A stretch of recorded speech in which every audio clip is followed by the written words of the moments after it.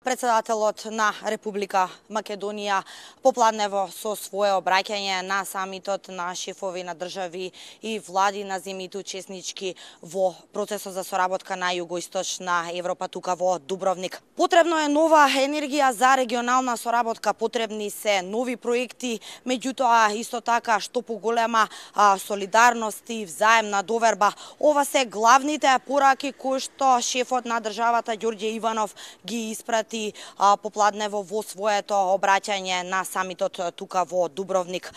Според председателот Иванов потребни се и инфраструктурни проекти во регионот, меѓутоа и што поголема комуникација на младите од регионот за поголеми бенефити, како што истакна, и секако една од најглавните точки евроатланската перспектива како и на Република Македонија, така и на останатите земји од регионот кои што се уште не се интегрирани во ЕУ и во НАТО. Иванов беше дециден во својот говор, во своето обраќање пред лидерите од регионот, дека е потребно секоја земја да се сврти кон себе и да даде што поголем придонес за заедничка соработка и како во евроинтеграцијските процеси.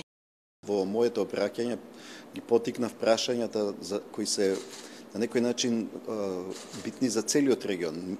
Пред се тоа се однесува на илегалната миграција, странските борци, заканите кои постојат од околните региони кон нашиот регион, дека мора пред се да имаме доверба меѓу себе, нашите институции да соработуваат, да разменуваат податоци и да едноставно се суочиме со предизвикот кој постои и во самата Европска Унија. После Брекзит многу нешта ќе бидат сосема поинакви и затоа секоја земја треба да се сврти кон себе, да наоѓа решенија за своите предизвици и на тој начин да придонесува за стабилност на целиот регион.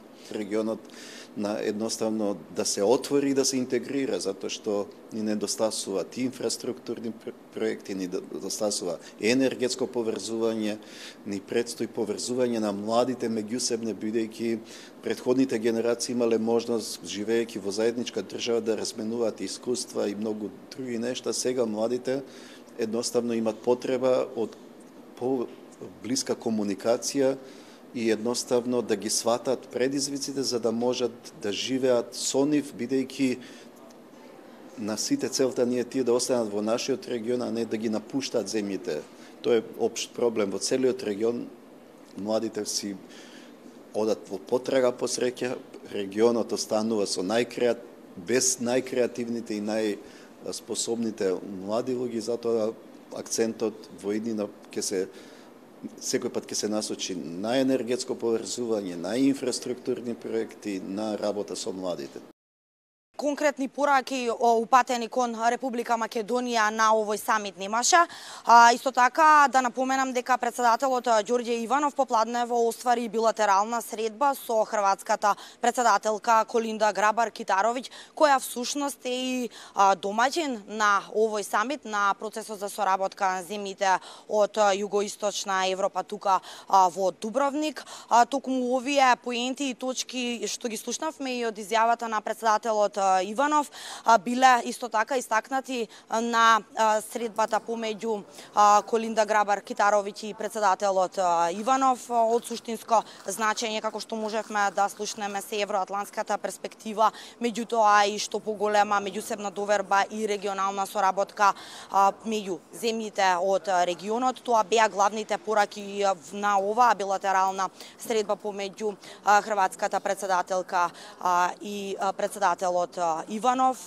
Исто така на оваа регионална иницијатива присуствува речиси сите председатели на државите од регионот: Александар Вучиќ, председател на Република Србија, Борут Пахор, председателот на Република Словенија, Бојко Борисов, исто така премиерот на Бугарија, имаше представници и од Турција и од останатите 12 земји членки кои што се на овој процес на соработка. Исто така да напоменам дека овој денешен самит финишираше всушност со усвојување на една заедничка декларација помеѓу овие земји членки на повеќе теми за соработка во безбедноста, односно илегалната миграција, секако евроатлантските перспективи, што поголема економска соработка, како и што поголема парламентарна соработка помеѓу земјите членки во овој процес на Југоисточна